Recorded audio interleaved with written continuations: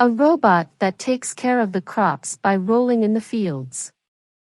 Paris, while drones that monitor fields and crops are used to assess their health with artificial intelligence, they take videos or photos during flight.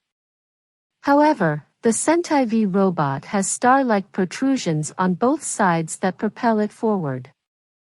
Thanks to this, the robot can travel on all kinds of uneven terrain and can turn in any direction. It is developed by a startup company called Merapi.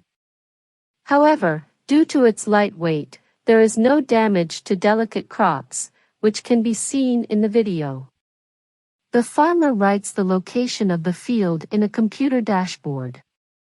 After entering the barn, it navigates back and forth with the help of Global Navigation Satellite System, GNSS.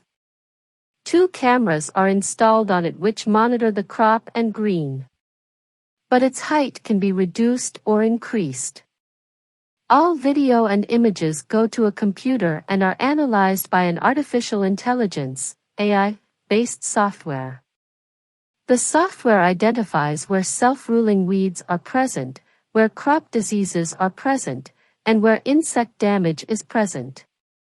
Apart from this, the robot also indicates the need for fertilizer and water.